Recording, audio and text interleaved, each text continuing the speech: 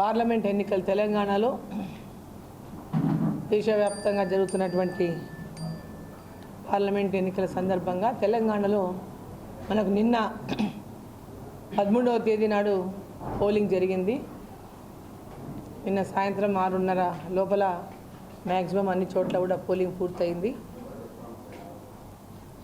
మరి పోలింగ్ శాతం కూడా పోయినసారి కంటే పోల్చుకుంటే దాదాపు 10% పోలింగ్ శాతం రాష్ట్ర వ్యాప్తంగా కూడా పోలింగ్ శాతం పెరగడం, అదేవిధంగా మన జిల్లాలో కూడా 10% పైన పోలింగ్ శాతం పెరగడం,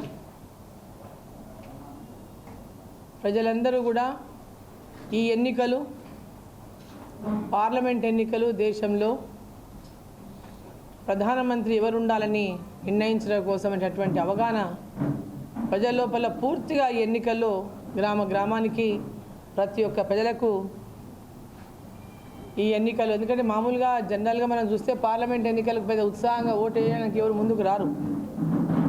లోకల్ బాడీస్ ఎలక్షన్లు వచ్చే వరకు పోలింగ్ ఎక్కువ అవుతుంది, అసెంబ్లీ వచ్చే వరకు లోకల్ బాడీస్ కంటే కొంచెం తక్కువ అవుతుంది, పార్లమెంట్కి వచ్చే వరకు చాలా తక్కువ అవుతుంది మనం పోలింగ్ చూసుకుంటే. అట్లాంటిది ఈసారి పార్లమెంట్ ఎన్నికల్లో కూడా అసెంబ్లీ ఎన్నికల్లో పోలింగ్ జరిగినట్టుగా ప్రజలందరూ పెద్ద ఎత్తున ఉత్సాహంగా పోలింగ్ బూత్లకు చేరుకొని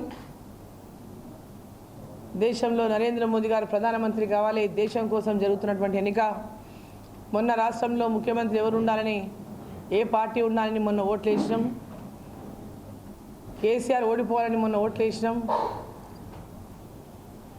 ఈ ఎన్నిక మాత్రం ఖచ్చితంగా దేశంలో మరోసారి నరేంద్ర మోదీ గారు ప్రధానమంత్రి కావడం కోసమైనటువంటి భావన ప్రతి ఒక్కరిలో కూడా, గ్రామాల్లో ఉన్నటువంటి వృద్ధులకు కూడా ఓటు ఎవరికమ్మా అంటే మోదీకి అనేటటువంటి విధంగా స్పందన ప్రతి గ్రామంలో అట్టడుగున ఉన్నటువంటి మారుమూల ప్రాంతాలకు కూడా ఈ ఎలక్షన్ మోదీ గారిని గెలిపించాలని, మోదీ గారు ప్రధానమంత్రి కావాలని పెద్ద ఎత్తున చైతన్యం వచ్చింది ప్రజల లోపల. అదేవిధంగా పోలింగ్ బూతులలో కూడా పెద్ద ఎత్తున పొద్దున 7 గంటల నుంచే పెద్ద ఎత్తున కుటుంబం ఫ్యామిలీతో సహా పోలింగ్ బూత్లకు చేరుకొని ఓట్లు వేసినటువంటి అనేక బూతుల్లో ప్రతి బూత్లో కూడా ఆ పరిస్థితిని మనం చూసినాం. మరి మహబూబ్ నగర్ పార్లమెంట్లో కూడా ఈరోజు నరేంద్ర మోదీ గారు ప్రధానమంత్రి కావాలని, ఇక్కడ భారతీయ జనతా పార్టీ తరఫున నరేంద్ర మోదీ గారు ఆశీర్వదించినటువంటి అభ్యర్థి పాలమూరు బిడ్డ డి కరుణమ్మ గెలవాలని ప్రతి ఒక్కరు కూడా ఎన్నికలకు ముందే ఒక డిసిషన్కి వచ్చినటువంటి నేపథ్యం చాలా చోట్ల కనిపించింది. ఇక్కడ ముఖ్యమంత్రిగా రేవంత్ రెడ్డి పెద్ద ఎత్తున ప్రచారం చేసిన, 8 సార్లు జిల్లాకు వచ్చిన, అనేక రకాలుగా భారతీయ జనతా పార్టీని నరేంద్ర మోదీ గారిని మరి ఇక్కడ నేను కంటెస్ట్ చేసినటువంటి అభ్యర్థిగా నన్ను అనేక దుర్భాషలు మాట్లాడినా కూడా భయభ్రాంతులకు గురి చేసిన, ఫోన్లు చేసి భయపడిచ్చిండ్రు. యూత్ పిల్లలు తిరుగుతుంటే వాళ్ళ తల్లిదండ్రులకు ఫోన్లు చేసి భయపడిచ్చిండ్రు. వాళ్ళ నాయకులు తిరగొద్దు, భద్రం నీ కొడుకులు భద్రం తిరగొద్దని చెప్పని తల్లిదండ్రులను భయపడిచ్చిండ్రు. ఎవరు ఎన్ని రకాలుగా భయపట్టినా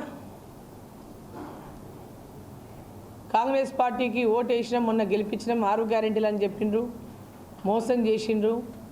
6 గ్యారెంటీల కోసం ఓటు వేసినాం, 6 గ్యారెంటీలు ఇంకా వాళ్ళు నెరవేర్చలేదు, ఇంకా హామీలు ఇంప్లిమెంటే చేయలేదు, అమలు చేయలేదు. ఈ ఓటు నరేంద్ర మోదీ గారు అందించినటువంటి పేదవాళ్ళకు అందించినటువంటి ఉచిత గ్యాస్ కనెక్షన్లు కావచ్చు, ఉజ్వల మరుగుదొడ్లే కావచ్చు, ఉచిత బియ్యమే కావచ్చు, కరోనా ఫ్రీ వ్యాక్సినే కావచ్చు, గ్రామాల్లో ఉపాధి హామీ కూలీలకు 310 రూపాయలు పెంచడమే కావచ్చు, గ్రామాల్లో పెద్ద ఎత్తున సీసీ రోడ్లు కానీ, ఇతర అభివృద్ధి పనులు కానీ, అంగన్వాడీలో భోజనం కానీ, ఇట్లా చెప్పుకుంటూ పోతే రైతులకు కిసాన్ సమ్మాన్ నిధి కానీ, ఉచిత రైతులకు సబ్సిడీ మీద ఎరువులు కానీ, ఇట్లా అనేకమైనటువంటి కార్యక్రమాలు నరేంద్ర మోదీ గారు చేసినటువంటి అనేక పథకాలు, గ్రామాల్లో సీసీ రోడ్లు, డంపింగ్ యార్డులు, హరితహారం, రైతు వేదికలు, అదేవిధంగా శ్మశాన వాటికలు, ప్రకృతి వనాలు, ఇట్లా ప్రతి ఒక్క అభివృద్ధి కార్యక్రమాలు, రోడ్లు, రైలు మార్గాలు, విద్యాపరం వైద్యపరంగా అన్ని రకాలుగా నరేంద్ర మోదీ గారు అందిస్తున్నటువంటి సహాయాన్ని, అభివృద్ధిని ప్రజలకు చేరువజేయడంలో భారతీయ జనతా పార్టీ విజయం సాధించిందనే చెప్పాలి. For more videos like this, subscribe Big TV channel.